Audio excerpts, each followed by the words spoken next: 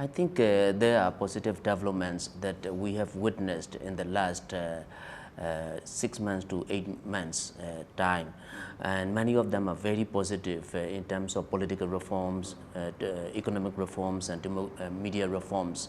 And definitely that is a historic turn if we look at the last 25 years. But these are not if these are not sustainable, for me that is a very worrying issue.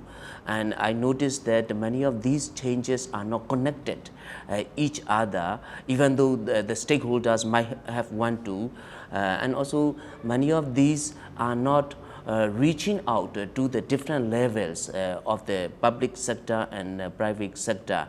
There has been no enough policy outreach from the top to the down, and also the people are expecting some positive results from these, but they are not fully aware of what are these changes in terms of in details.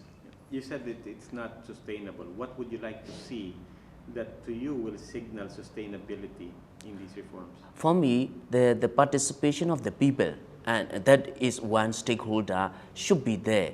Right now it is top down, which is okay because the government has initiated, and then the democratic forces cooperating, but the people should be aware, the people should have a say in this.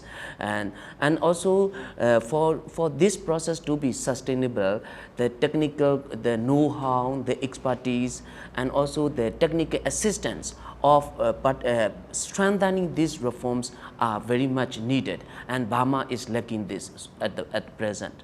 Okay. When we speak of reforms, is the concept of justice going to figure in that? Aung San Suu Kyi, in her press conference 2 days ago, made a distinction between restorative justice and retributive justice. Should there be a distinction for you, you think, and is that important to sustainability in the direction of these reforms? Right now, at least publicly, all these are coming under the word of national reconciliation by both the government and the democratic force. But both sides are not going into details.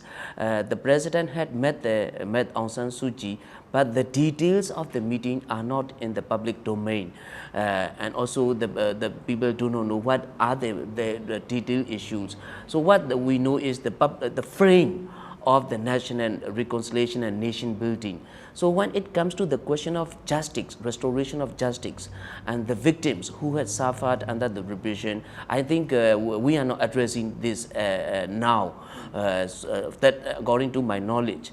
For me, there are questions. There are questions, for example, the ethnic nationalities, especially minority nationalities who have been suffering under the repression, and definitely they will speak out either now or later. So I think that has to be addressed, but the question is when and how.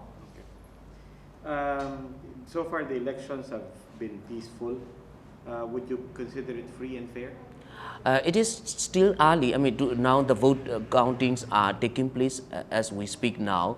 It is still early to talk about whether this by-election is free and fair. I mean, looking at all the parameters of being free and fair.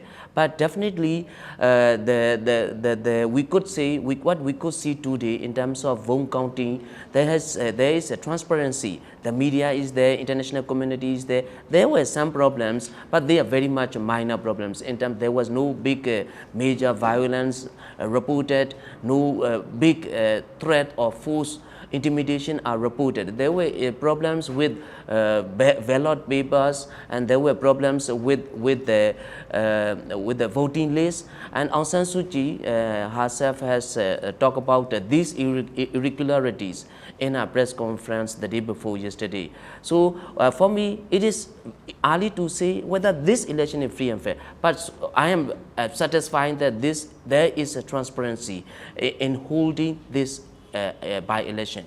But is it has the government delivered enough on a credible election?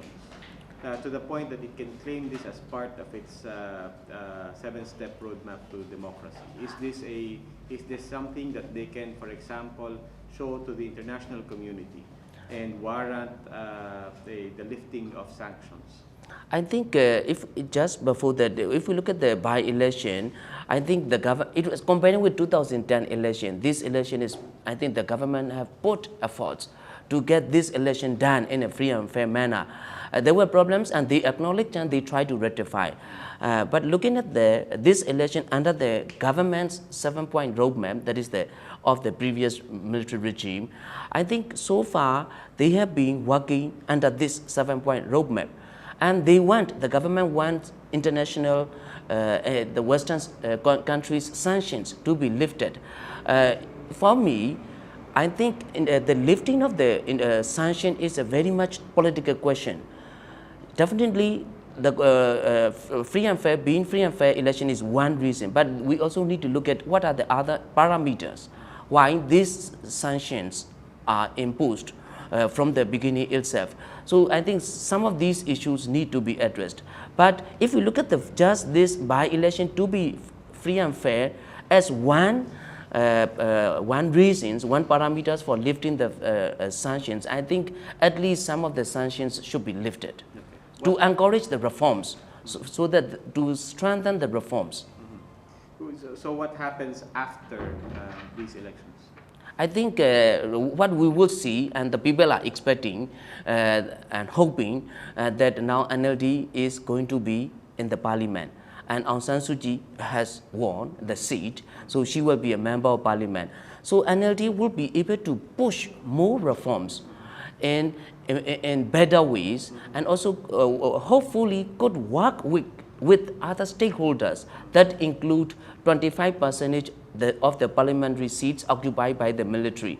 So the reforms that are initiated by the government, supported by NLD, now could be strengthened because of the presence, because of the participation of the Nationally for Democracy in the parliament. Was this a victory for Aung San Suu Kyi, or was this a victory for NLD? I think when we had an opinion poll last week, the people are voting NLD because of Aung San Suu Kyi, whether you like or not.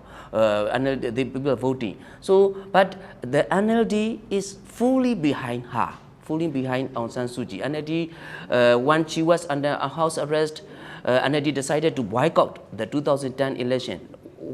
After she was released, now Aung San Suu Kyi felt very strongly that no, we should be in this by-election. NLD supported.